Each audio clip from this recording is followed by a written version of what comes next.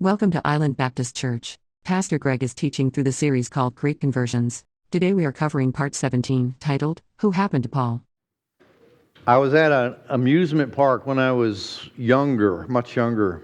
I don't remember exactly how old I was, 8, 10, 12, in that age bracket. But I remember this, that it rained. It rained like all morning, rained all afternoon.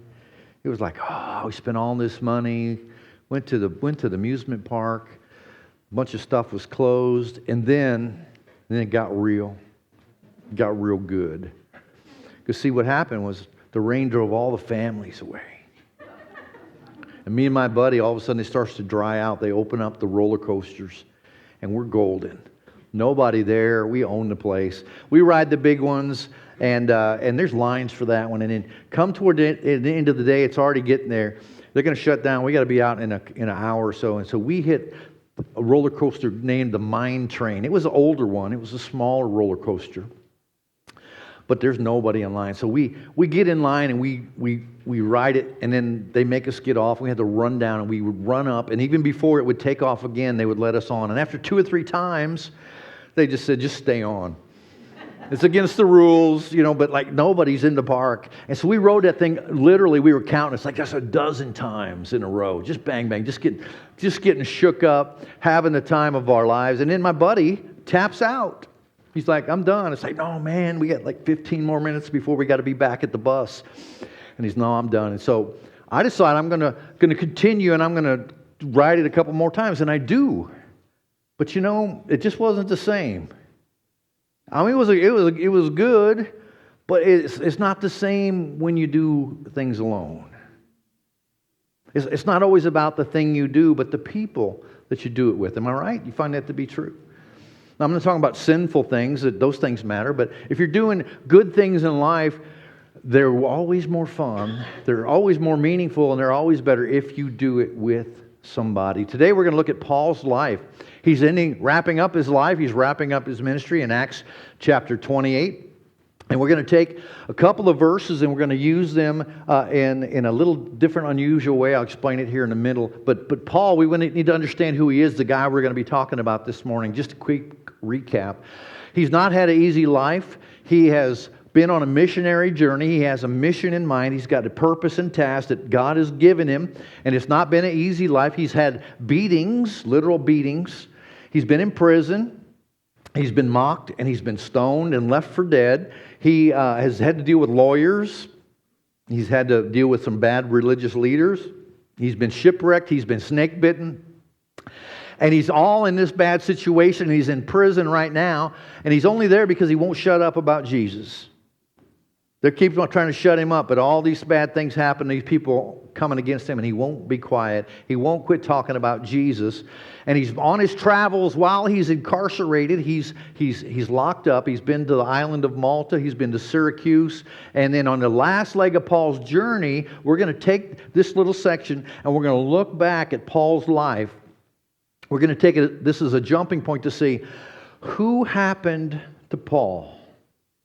Not what happened to him. That's pretty clear. All these things have happened to him. But who happened to Paul? As we begin to get to our passage for today, verse 13 says that he went to this city called I practiced it. You know how bad I am with names. I'm just going to butcher it. Puteoli is where he goes. Luke, the writer of Acts, says, in this city, we found some brothers who invited us to spend a week with them. The we who's talking here is Luke is authoring it on behalf of Paul and the others who are traveling with them, even though they're in prison. It's a weird thing. And what we want to notice this thing, that they found, in this passage here, they found some place, and there's some brothers, and there's a period of time. There's some place, some brothers, and some time. Now the place is not really significant. I did some research on it. I found it to be not really very interesting or very pertinent. He's just passing through. He's a prisoner on a ship. They stopped there, and not much to say about the place. Some brothers, not a lot of detail there either. Just some random people. But Paul's group found them. If you look at the text there, we found some brothers. I don't know how hard they were looking or if they just happened to be there. And, oh, there they are. But they found some fellow believers, unidentified, no names, some unidentified dudes to show up. They show up in his life. There might be converts of Paul's from later previous missionary journeys, church members, we don't know. And they spend some period of time. How many of you guys went to camp this week? Or our last few weeks, all right? So there you go. 7 days. Oh, over here too. All right, good. 7 days, not very long, right? Unless you're the adult sponsor going to camp. And then 4 days, oh, that's how long it was. It can seem very long. But it's a short period of time. And Paul says, we found some brothers there. And then he goes to Rome in the next verse. And so we went to Rome in verse 15. The brothers there had heard that we were coming. And they traveled as far as the Forum of Appius and to the 3 taverns to meet us. Now, they're not the only people that traveled. There was some other brothers that came apparently from a shorter distance. But these guys made a definite effort. It is some 30 miles from the Appius and the 3 taverns to where Paul is. Now, 30 miles for us is, what, a 15-minute drive at 60? Some of you can't drive that slow, I know. It's a little shorter. But for them, that's a day's journey. 20 to 30 miles was considered a day's journey. And these guys here, Paul is stopping for a brief time in Rome, or they don't know how long he's going to be there. And they make the 30-mile trek, and they come to see him. They purposefully do that so that they can get to see Paul. Have you ever seen people make an effort to be in your life when you look back on your life? Some people went the extra mile to help you out. They did things that normal people wouldn't do. And they came just to see Paul, maybe as a leader. Maybe he has preached, and somebody that got saved, they know. Maybe they're there because they know Paul personally, and maybe it's just because he's a celebrity. Paul's like the super apostle. Everybody knows. He won't back down. He's working these miracles. All these good things happen. But I contend that looking at the life of Paul, that he's got friends and he's got fans because of who he is with the character. Because the flash and the pan stuff doesn't last, but a godly man and a manly man who's got character are hard to find. The Bible teaches us that Paul was a straight shooter. You like straight shooters, or you like people that beat around the bush? I tell you what, in the world, we got a whole bunch of people that they beat around the bush. We got a lot of people in church that don't shoot you straight. There's too much of, well, that's your truth, and I'm going to honor that. And certainly we need to do that to a degree, but we need a little less of the ladies saying to each other, you go, girl, when you know where they're going is not a good thing. Don't say you go. And guys, quit holding the beverage for a guy who's going to do dumb things. I'm going to say, here, hold my beverage. And you're going to go, no, I'm not holding your beverage. What I'm going to do is I'm going to speak up, and I'm going to say, that's not a good thing. Because faithful are the wounds of a friend, but the kisses of an enemy are deceitful. Sometimes we just got to stand up, and I believe Paul is that kind of guy.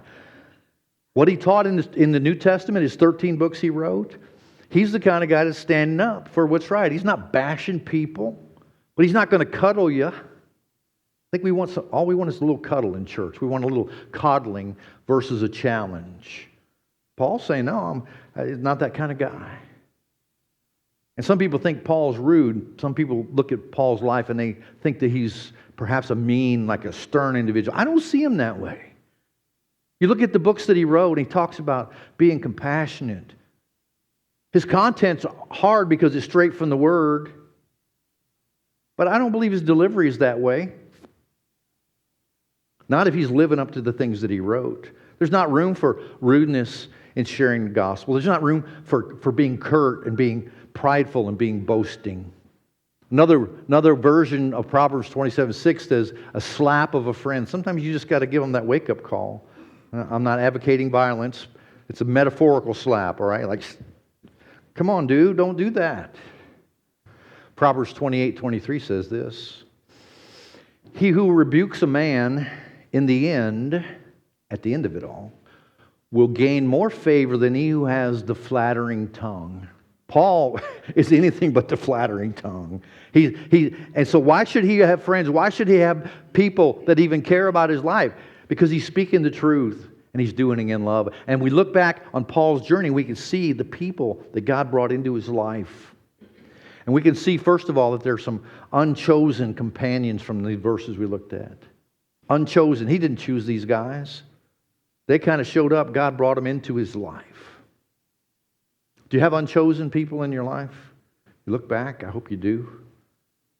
Paul's current life and his early life, he didn't really have any say in what happened early. What do we know about Paul's earliest life? Well, he didn't have control over his upbringing, but he was a Jew, and he was from the tribe of the Benjamin.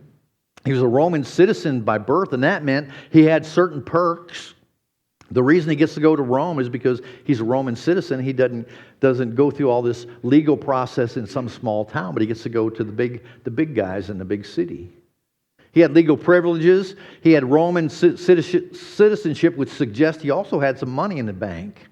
He was raised as a devout Jew, and he identified himself as a Pharisee, and he studied under one of the great teachers of the time, Gamaliel, which meant he had money in his pocket. And we don't know if he chose that, if his parents chose it for him. They required it from him. But we do know he got a great education. And this is who Paul is. And you look back at the people he didn't choose to be in his life, and they set these things up for what's about to happen in his whole life. How does that help us today? I want you to take a good look back at your life. Not at what happened, but who. Who got brought into your life. Yeah, you had some bad examples back there, but you also had some good ones. You learned from both of them. Parents, teachers, parents of a friend sometimes might be better than your own parents. Coaches, teachers, employers, co-workers.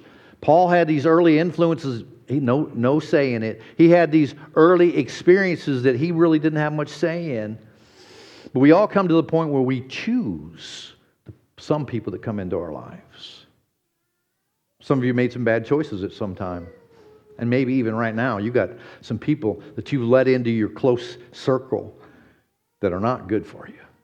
At some point, we get to choose. And we need to choose wisely. Some of you guys, very few of you I know, are like me, that you love the classic great literature works. And I'm thinking particularly of one by Dr. Seuss, known as Hooper Humperdinck. How many of you guys know the story of Hooper Humperdinck? It just wasn't a very popular one. But it's a really good one. Hooper Humperdinck, well, the story's really not about Hooper. It's about the other guy with his hand there saying, no, you can't come. He's having a birthday party. And he's thinking about all the people he's going to invite. He's going to invite these people and those people and these twins and these quintuplets and all these people. But throughout the book he says, but not Hooper Humperdinck. I'm going to invite these people, but not Hooper Humperdinck. And he goes on and on through the whole thing. In life, the people that God brings into our life, sometimes you're just a little bit too picky. Now, I'm not talking about that close circle. You need to be close. You need to be careful with that close circle. But people come in your life, you're going, Hooper Humperdinck, not him. And as a kid, and even as an adult, there's me as a kid. I maybe looked a little like Hooper. But I felt like Hooper sometimes. I don't fit in. People are saying, not him, not him. And one of the great lines in the book says, not Hooper, he's a party pooper. And sometimes we feel that way. But here's the thing, as we look back at who God brought into our life, many times, the last chosen becomes the most valuable person in your life. I got friends that if I was just doing the math and doing a spreadsheet, they're not going to be my best friends. But God brings them into your life. You minister to them or they minister to you, and what happens? Man, you develop relationships you never thought you could have. And yeah, we need to be open to everybody we're helping out and helping up. We need to have this open door policy, and we need to not be pushing people out, and we need to be right there. We're not yoking up with them, because you can't travel the same direction when you're yoked. You got people that are doing things of the world. You can't do the things of God. You're going to pull them this way, or they're going to pull you that way. And when there's a choice, we need to choose wisely. He who walks with the wise grows wise, but the companion of fools suffers harms. You're going to get pulled away. I haven't always made good choices. I had periods of my life where I chose bad people, and sure enough, they took me down the wrong road. And chosen companions make a difference. Some are long-term, some are short-term, and Paul has some long-term people in his life. And the same is for you. We need to choose wisely. Throughout the book of Acts, Paul and Luke, they use the we language, saying we're together. Paul had a great guy. He had Luke that was by his side. He was blessed to have a friend. And if you have one friend, it doesn't have to be a bestie. We always wish we had the bestie, don't we? But sometimes you feel like Cooper, I don't really have a best friend. But if you have one or two people in your life that you can respect and go to and get advice from and share your life with, you are blessed. Paul had Luke. And perhaps that's the reason that Paul's not dead yet, because Luke's out there bidding on his behalf, being a good friend. It's a continuous friendship. They have it for a long period of time. They're ministering together. They're making bonds. And they have this list of companions that flow through their lives. And I want today, as part of your assignment, I want you to make a list. Perhaps not right now. Maybe mentally. I want to make a list of people God's brought into your life who grew into people that you ended up looking up to, that you were mentored by, that you served with. Companions, whether you chose them or not, people God brought into your life, and then you saw them begin to shape your life. I hope you've got a number of people on there. I hope that you develop that. You're going to find that I think there are many. And God's bringing those people into your life because as iron sharpens iron, so one man sharpens another. And when you look at your life and you look at this verse, the question I have for you this morning is, are you the iron or are you the iron? Iron sharpens iron. When Kim and I first met, one of the things I remember that moved me in our meeting was that she had an electric pencil sharpener. Man, that was like way cool. I mean, I'm still grinding it out. I'm doing the manual thing. She had just sharpen your pencil. It's all good.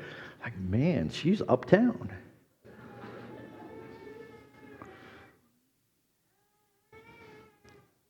And whether you use the manual one or electric one, it's there for a purpose to sharpen. Are you the person who's sharpening other people? Are you the sharpener?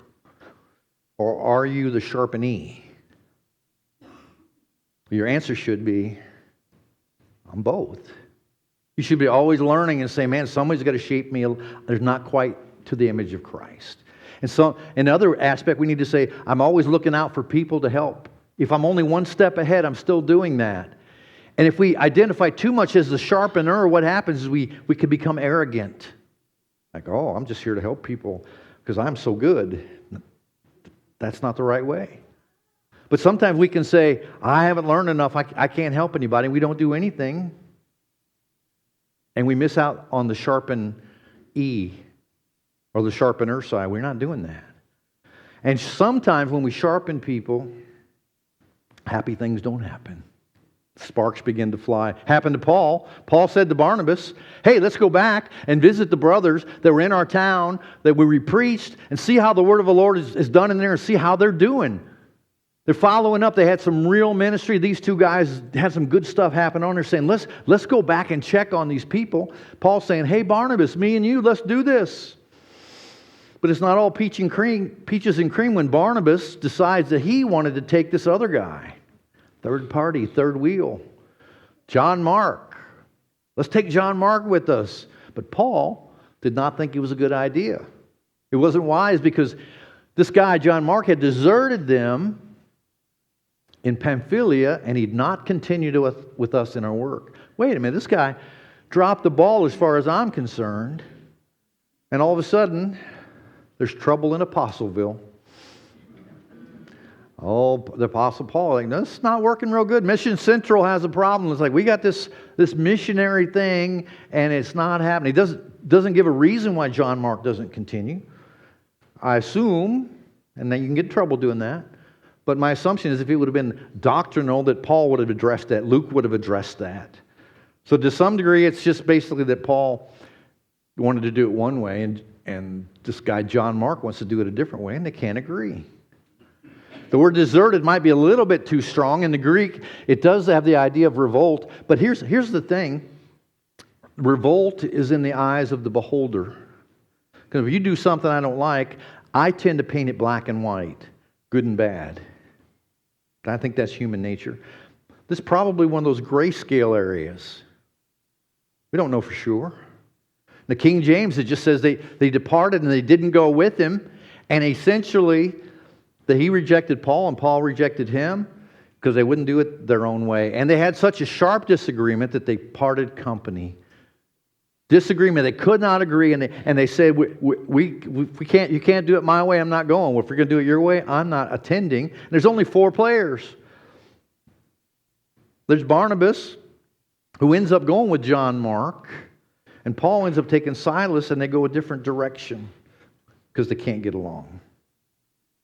Have you seen the meme, the picture of the Get Along shirt? How many of you guys have seen the Get Along shirt? No? The kid, the kids aren't behaving at the house, and so mom or dad says, we're going to put you in the Get Along shirt. And they take one of dad's biggest double XL shirt, and they put it on. One kid puts his arm in one side, and the other kid puts his arm in the other side. And on the front it says, my Get Along shirt. And it's like, you're going to stay in that shirt until you can get along. And those pictures don't have happy, smiling people in them. Little kids are like, I don't want to get along. Sometimes we don't want to get along. We just want to get our way. But as believers, we got to learn to get along. Because if you can't get along, you can't go along. You can't go together unless you learn to get along. You got to learn to disagree and still get on. Paul had his missionary journey and he went with other people. But he found somebody new to take with him. When you do your ministry, don't do it alone. Bring somebody along. Yeah, I can cook a meal and take it across the street, but it's way better if I involve someone else and say, come, cook a meal with me. Let's go together. Ministry is always better together. Hitting that neighbor, fixing a toilet, guys. You're going to fix somebody's toilet. You could do that by yourself. Bring somebody. Do it together. Build some camaraderie. Build some ministry purpose together. Warren Wiersbe said this about John Mark and the Apostle Paul. He said, perhaps both men were too severe. Well, I know that later on that they did get it worked out. In 2 Timothy, Paul writes, only Luke is with me. Get Mark. Get this guy, John Mark, and bring him with me because he's helpful to me in my ministry. John Mark is traditionally understood to be the writer of the Gospel of Mark. He's not just some nobody.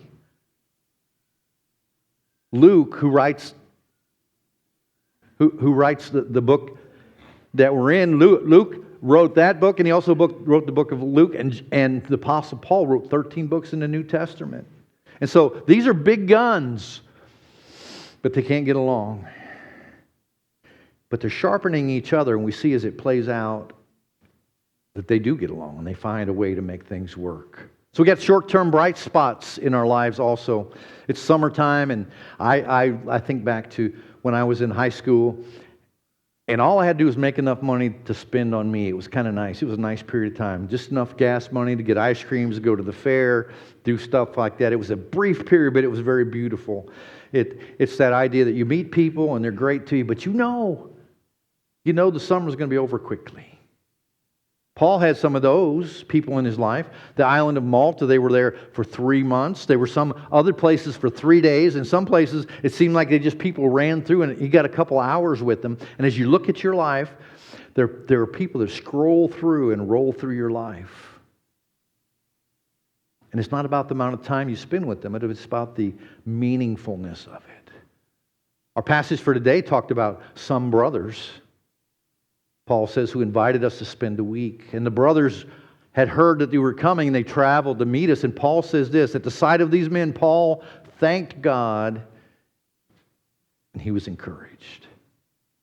We look back at who happened to Paul, and you look back at who happened to you, and at just the right time, if you look with spiritual eyes, you'll see that God brought people into your life just to nudge you, and maybe just keep you from going over the cliff. Maybe it wasn't the aha moment, but it was just enough to help you stay in the game. And it's right on time. And Paul, the great apostle Paul, even the big dogs need encouragement. They need encouragement on the gospel level. Stay with the work God's given you. They need it on a personal level. You hang in there, don't give up. And just what you need will show up just when you need it. And He's going to do it through the people God brings into your life. Even if you don't know you need it. Because God uses relationships far and above everything else to shape and to encourage us in our walk. So who happened to Paul? There's a whole bunch of people. Here's a list. Let me rapid fire it to you. He was accompanied by Sopater, son of Pharis. You know I'm going to butcher these. From Berea, that guy from Secundus from Thessalonica, Gaius and Derbe and Timothy, and also Tychicus and Trophimus and the prophets of Asia. And you look elsewhere in the New Testament and we see that Paul had other people that happened to him. There was Barnabas, there was Silas, there was Luke, there was Apollos, there was Priscilla, Aquila, Titus, John Mark, Epaphras, and there were others. And most of those names don't mean a thing to you. When you finish your list, if you rapid fire it to me, those names aren't going to mean a thing to me.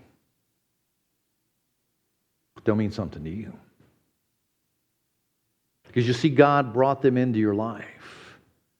And among those on your list are going to be people that God brought not only just help on maybe a moral grounds and maybe with financial or all these other ways, but you're going to see some people that you respect spiritually.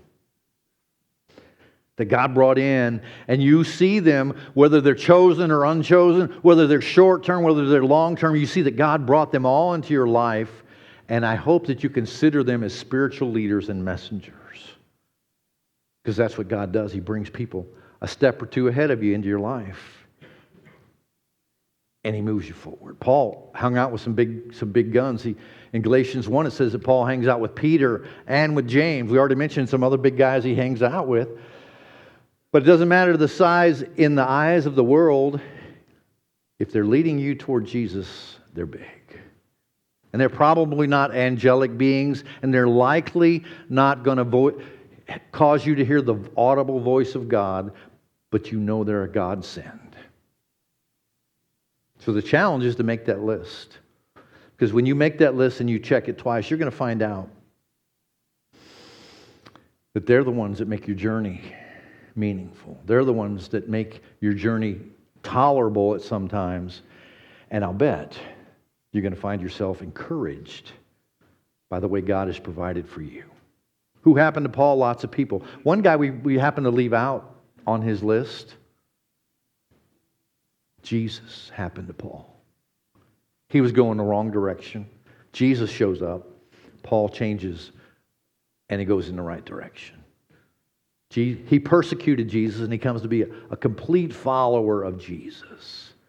And on your list, I hope at the very top as you think about it, Jesus is the most important person on your list. Because when you put Him on your list and you make Him your Savior and your Lord, He puts you on His list. And who enters into the kingdom? Only those whose names are written in the Lamb's book of life. Those who come to Jesus, they're the ones who get written down and get entrance into heaven. Are you living in such a way that you're aware of your sharpening responsibilities?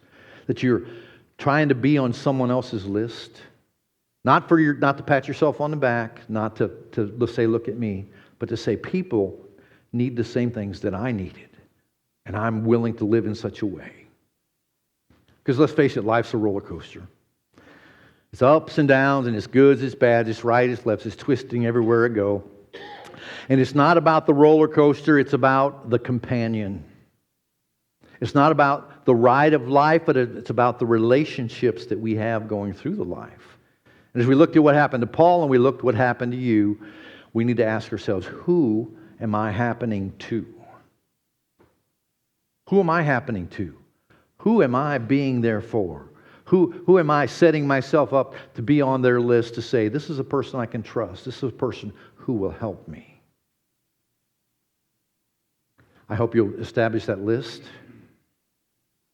both of who's been there for you and God's brought into your life and those that you need to minister to.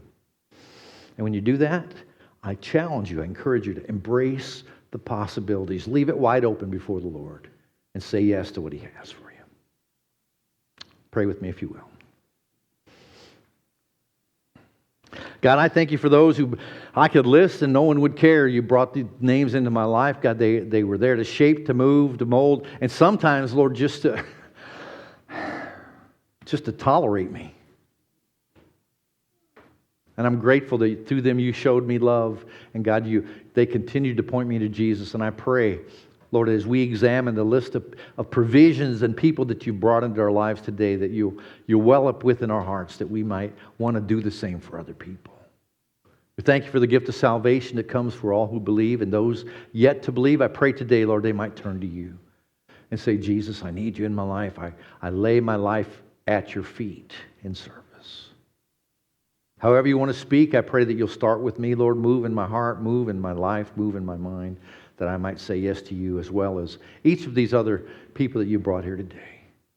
Bless us with your presence and your power as we have this brief time of invitation. We pray it in Jesus' name. Amen. Thanks for visiting. Find us at www.islandbaptistchurch.org.